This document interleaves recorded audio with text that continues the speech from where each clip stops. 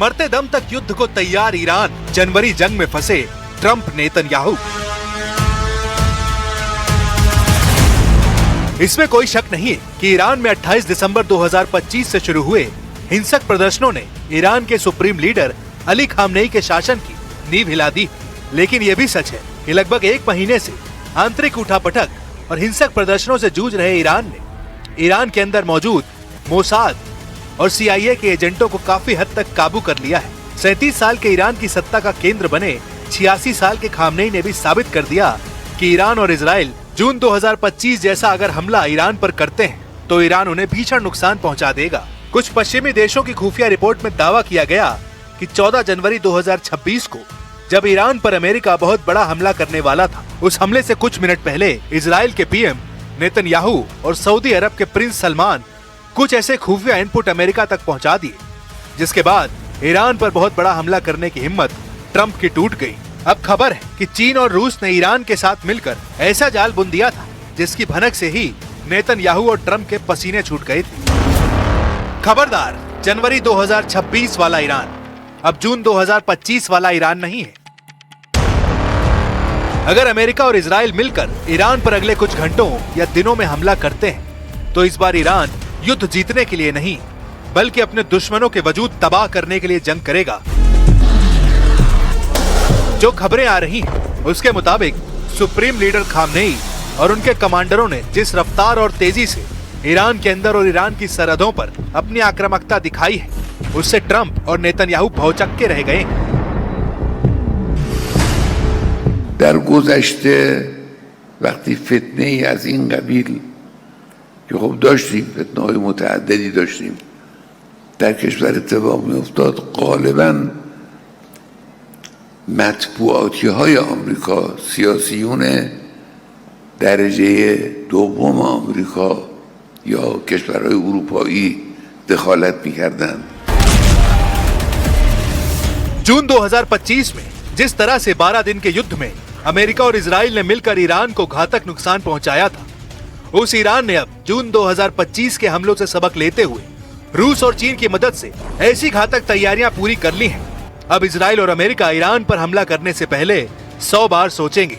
सबसे पहले आप ये जान लीजिए कि ईरान को रूस और चीन के हथियारों से जंग लड़ने की कैसी ताकत मिल गई है। ईरान को रूस और चीन से मिलने वाली सैन्य मदद को लेकर इजराइल से लेकर अमेरिका तक कोहराम मचा हुआ है। सोशल मीडिया और कुछ समाचार रिपोर्ट्स में दावा किया गया कि चीन से 16 लड़ाकू विमान ईरान पहुंच चुके हैं। ये दावे कितने सच्चे या झूठे हैं, इस पर पुख्ता तौर पर कुछ नहीं कहा जा सकता है, लेकिन इतना तय है कि इस वक्त रूस और चीन मिलकर ईरान को एक ऐसा सुरक्षा कवच देने में जुटे हैं जो उसे अमेरिका और इजराइल के भयानक और तूफानी हमलों से बचने में मदद कर सकता है। ईरान ने रूस से 48 सुखोई और 35 लड़ाकू विमानों का सौदा किया था। हालिया लीक हुई सैन्य दस्तावेजों के मुताबिक रूस इनमें से 16 विमानों का पहला बैच तैयार कर रहा है। खबर यह भी है कि चीन अपने सीधे तौर पर J-20 या J-16 विमान ईरान को नहीं दे रहा है, लेकिन वह ईरान को HQ-9B एयर डिफेंस सिस्टम और उन्नत ड्रोन तकनीक की आपूर्ति कर चुका है। सोशल मीडिया पर चल रही खबरें रूस के 16 विमानों के बैच और चीन की तकनीकी मदद को मिलाकर पेश की जा रही हैं। रिपोर्ट्स के मुताबिक रूस का उन्नत S-400 एयर डिफेंस सिस्टम अब ईरान में तैनात किया जा चुका है। यह अमेरिका और इजराइल के लिए सबसे बड़ी चिंता है, क्योंकि उनके स्टील्थ विमानों को भी ट्रैक कर सकता है। रूसी कारखानों में ईरान के लिए 16 विमानों पर काम चल रहा है। ईरानी सांसदों के अनुसार अगले 2-3 महीने के भीतर इनका पहला हिस्सा ईरान की वायुसेना में शामिल हो सकता है। वहीं चीन ईरान के साथ सैटेलाइट डेटा साझा कर रहा है। इससे ईरान को इजरायली और अमेरिकी गतिविधियों पर नजर रखने में मदद मिल रही है। कुछ रिपोर्ट्स में यहाँ तक दावा किया गया रूस के राष्ट्रपति पुतिन और चीन के राष्ट्रपति शी जिनपिंग ने ईरान को इस बार जबरदस्त मदद करने का मन बना लिया है।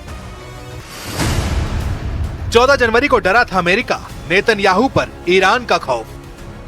कुछ मीडिया रिपोर्ट्स में दावा किया गया कि 14 जनवरी 2026 को आखिरी वक्त पर अमेरिका और इजराइल ने ईरान पर भीषण हमले का प्लान पूरी तरीके से रोक दिया था। रिपोर्ट में दावा किया गया कि ईरान ने अपनी जंगी चाल और खौफनाक इरादों से इजराइल और अमेरिका को चौंका दिया था। ईरान की जंगी तैयारियों से अरब दुनिया तक सहम गई थी। 14 जनवरी 2026 को अमेरिका और ईरान के बीच युद्ध की स्थिति बेहद करीब आ गई थी। रिपोर्ट के मुताबिक 14 जनवरी 2026 को अमेरिका ईरान पर एक बड़ा सैन्य हमला करने की कगार पर था, लेकिन अचानक स्थिति बेहद गंभीर हो गई।